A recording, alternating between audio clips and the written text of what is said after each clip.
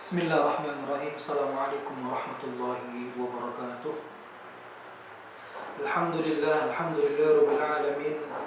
Wa bihi nasta'in ala umur dunya waddin. Salatu wassalamu ala asyrafil anbiya'i wal mursalin nabiyina Muhammadin wa ala alihi wa ashabihi ajma'in, amma ba'd. Anak-anakku yang dirahmati Allah Subhanahu wa taala, tentu Allah Subhanahu wa taala berfirman di dalam suratnya, A'udzubillahi minasyaitonirrajim. Bismillahirrahmanirrahim. Yarfa'illahu alladhina amanu minkum walladzina utul ilma darajat. Dan Allah berfirman, fa'lam annahu la ilaha illallah. Apa arti ayat yang barusan saya bacakan? Allah Subhanahu wa taala mengangkat derajat orang-orang yang beriman dan berilmu. Jadi sifat yang Allah muliakan di sisi Allah adalah orang yang beriman dan berilmu. Lantas bagaimana menjadi orang yang beriman, yang berkualitas di sisi Allah Subhanahu wa taala? Maka Allah katakan, fa'lam annahu la ilaha illallah. Ketahuilah, pengetahuan, ilmu, itulah yang menjadikan manusia berbeda dengan makhluk Allah Subhanahu wa taala yang lainnya. Yang menjadikan kita mulia karena ilmu iman kita. Yang menjadikan kita menjadi makhluk yang Allah muliakan. Bahkan Allah Subhanahu wa taala katakan seluruh makhluk selain manusia musakhkharah, Allah tundukkan untuk siapa? Manusia. Karena apa? Karena ia beriman dan berilmu. Maka Allah katakan fa'lam, maka ketahuilah. Maka beriman tidak akan sah imannya kecuali dia berilmu pada Allah Subhanahu wa taala. Sebagaimana dikatakan dalam kitab Ushul Salasah, rukun yang pertama adalah al-ilmu. Apa itu ilmu? Ma'rifatullah, mengetahui Allah. Wa ma'rifatu nabiyhi sallallahu alaihi wasallam, yaitu berilmu tentang Nabi sallallahu alaihi wasallam, silsilahnya, cara hidupnya dan sebagainya. Wa ma'rifatu dinil Islam bil adillah, mengetahui agama Islam dengan dalil-dalilnya, sehingga kita tidak menjadi orang yang tersesat. Itulah kenapa para ulama dulu mengatakan pengertian dari manusia insan adalah al-hayawan an-natiq, hewan yang berakal. Artinya kalau kita tidak punya akal, kita tidak punya ilmu, maka kita tidak ada bedanya dengan hewan. Maka kita bisa ambil contoh saudara-saudara kita yang Allah berikan ujian, Allah tarik nikmatan ilmu dan akalnya. Apakah bisa membedakan mana yang baik dan mana yang tidak baik? Tidak.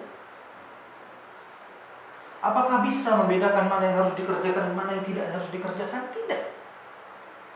Maka itulah yang mengangkat derajat manusia adalah ilmu. Dan ilmu yang paling tinggi ma'rifatullah wa ma'rifatu nabiyhi wa ma'rifatu dinil Islam bil adillah. Itu adalah derajat ilmu yang paling tinggi. Maka apapun pekerjaan kita, jika dibarengi dengan ilmu dan iman kepada Allah Subhanahu wa taala, maka pekerjaan kita berkah di dunia dan di akhirat. Itulah kenapa Nabi sallallahu alaihi wasallam pernah bersabda dalam hadisnya, innama bu'istu liutammima makarimal akhlak. Sesungguhnya aku diutus hanyalah untuk menyempurnakan akhlak.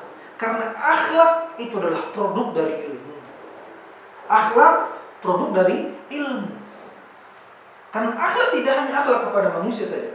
Karena akhlak bisa akhlak kepada Allah Subhanahu wa taala. Itu dengan apa? Mentauhidkan Allah Subhanahu wa taala dalam ibadah kepadanya. Mentauhidkan dengan apa yang Allah Subhanahu wa taala lakukan. Ini adalah akhlak kita kepada Allah Subhanahu wa taala. Maka dengan cara mentauhidkan kita sudah meletakkan akhlak, hasilnya nanti adalah peradaban dan keadilan. Karena al-adlu madza? Wad'u syai'in fi mawdi'ihi, meletakkan sesuatu tepat pada tempatnya. Itulah Nabi sallallahu alaihi wasallam, risalah Nabi sallallahu alaihi wasallam. Maka risalah seluruh anbiya dulu adalah apa? Tauhidullah. Tauhid tauhidullah. Maka kalau ilmu yang tidak bisa menghasilkan peradaban dan akhlak yang baik, maka itu bukan ilmu.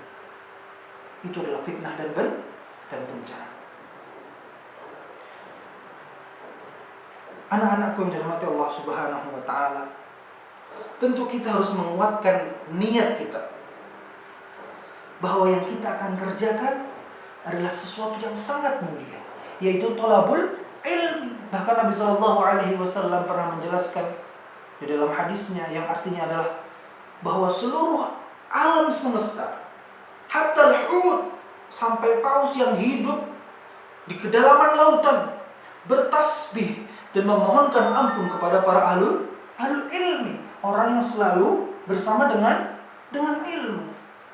Maka orang yang memiliki ilmu adalah kenikmatan besar yang Allah berikan. Kenikmatan paling besar yang Allah berikan. Lantas, kalau kita sudah mengetahui tentang bagaimana tingginya derajat orang yang berilmu, bagaimana tingginya ilmu itu, dan efek yang luar biasa kepada keimanan dan ketakwaan kita, maka kita harus tahu tentang tata cara dan adab untuk mendapatkan ilmu.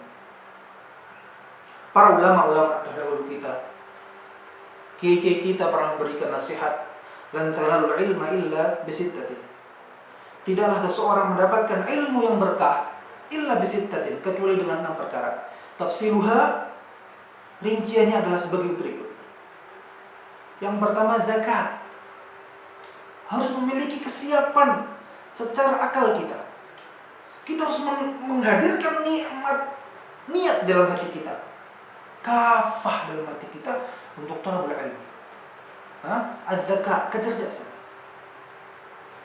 Wa hirsun adalah apa? Adalah rasa lapar untuk ingin tahu. Rasa lapar untuk ingin tahu. Wajtihadun, bersungguh-sungguh dalam menuntut ilmu. Wadirhamun, apa? Kita mempunyai perbekalan untuk menuntut ilmu.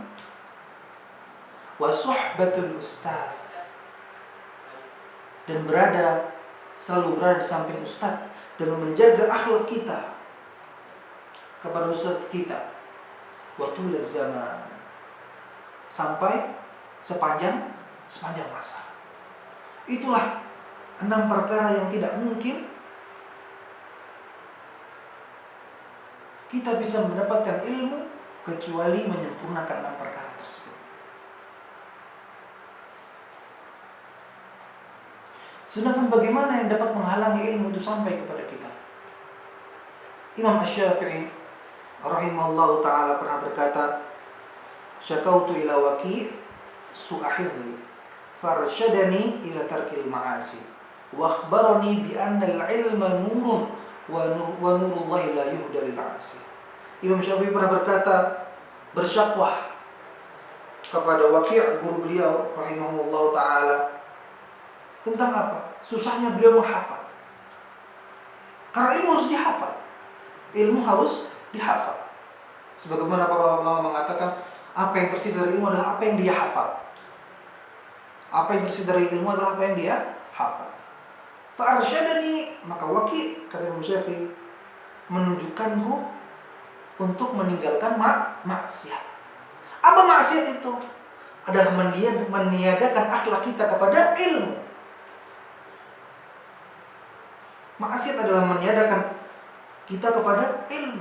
Apa bermaksud kepada Allah Subhanahu wa ta'ala? Kita menodai akhlak kita terhadap Allah, padahal Allah adalah sumber ilmu. Bagaimana mungkin kita akan diberikan ilmu kalau seandainya kita kemudian tidak berakhlak kepada Allah Subhanahu wa ta'ala? Maka maksiat adalah bagian dari zalim. Zalim adalah lawan kata daripada al-adlu. Adl artinya apa? Wad'u syai'in fi mawadhi'ihi, meletakkan sesuatu sesuai pada tempatnya. Bermaksud kepada Allah, kita tidak berakhlak kepada Allah Subhanahu wa ta'ala, maka ilmu tidak akan pernah sampai kepada kita. Bermaksud kepada guru-guru kita, bagaimana mungkin sampai ilmu kepada kita? Sedangkan yang Allah berikan amanah, yang Allah pilihkan hari ini untuk sampainya ilmu kepada kita, kita hianati. dengan perkataan kita yang tidak baik, dan perilaku kita yang tidak baik, dengan sopan santun kita yang tidak baik, sungguh mustahil ilmu itu akan sampai kepada kita. Lalu kemudian tidak berakhlak dengan sekeliling kita, merusakkan fasilitas, mengajak teman-teman kepada kejelekan, itu tidak berakhlak kepada ilmu. Maka sungguh orang yang paling merugi adalah orang yang tidak punya ilmu, karena tidak ada bedanya antara dia dengan makhluk Allah yang lainnya. Karena ilmu adalah menjadi pembeda dan pemulia antara makhluk Allah dengan yang lainnya. Maka ketika Nabi SAW utamakan makarimul akhlak, akhlak itu muncul dari apa? Dari iman. Iman dari apa? Dari ilmu. Maka kita tidak mengimani sesuatu tanpa adanya ilmu. Maka ilmu adalah hal yang paling mulia. Maka kata Imam Syafi'i, farsyadni ila tarkil ma'asi wa akhbarna bi anna al-ilma nurun. Dan ia wakil memberitahu kepadaku bahwasanya ilmu adalah cahaya. Ilmu adalah cahaya. Wa nurullahi la yuhda lil 'asi. Dan cahaya Allah tidak akan pernah dihadiahkan dan diberikan kepada orang yang berbuat maksiat. Bermaksiat kepada Allah berarti tidak berakhlak kepada Allah. Bermaksiat kepada ustadznya dengan cara membangkang dan sebagainya, itu akan menghalangi ilmu sampai kepada dia. Ustadz, ana faham Ustadz, afwan. Faham itu bukan menjadi pengesahan dan legal bahwasanya itu sudah menjadi ilmu, tidak. Ilmu bisa dikatakan menjadi ilmu idza umila bihi. Ilmu sah dikatakan dia menjadi ilmu di hati seseorang ketika ilmu itu berubah menjadi sebuah perbuatan. Tapi kalau perbuatan kita bertentangan dengan ilmu, maka ilmu itu adalah sia-sia dan tidak berkah. Karena tanda keberkahan ilmu kita mudah mengamalkannya dan kita mudah mengajarkannya. Makanya ilmu idza lam yu'mal kasyajaril athmar lam yathmar. Ilmu tidak diamalkan sebagaimana pohon buah-buahan yang tidak berbuah. Lantas apa manfaatnya? Tidak ada manfaat. Enggak ada manfaat. Enggak ada manfaat. Maka berhati-hatilah untuk kita kemudian menjaga akhlak kita kepada Allah Subhanahu wa taala. Menjaga akhlak kita kepada ustaz-ustaz kita. Karena Allah Subhanahu wa taala meletakkan dan mewasilahkan ilmu itu melalui beliau-beliau ini. Lalu Allah berikan fasilitas untuk mendapatkan ilmu, maka jangan dirusak. Dengan berbentuk gedung yang alhamdulillah baik, lingkungan yang baik, teman yang baik, dan sebagainya. Maka kalau kita sudah berhasil menempatkan sesuatu pada tempatnya dengan berakhlakul karimah, dengan siapapun yang berhak untuk kita berikan akhlak karimah kita, semoga dengannya Allah Subhanahu wa taala memberikan kepada kita ilmu yang berkah, ilmu yang bermanfaat, yang dengannya Allah mudahkan kita kemudian berdakwah, berkontribusi di dalam jalan Allah Subhanahu wa taala. Kafa bihadza wassalatu wassalamu ala nabiyil mustafa. Aqulu lakum assalamu alaikum warahmatullahi wabarakatuh.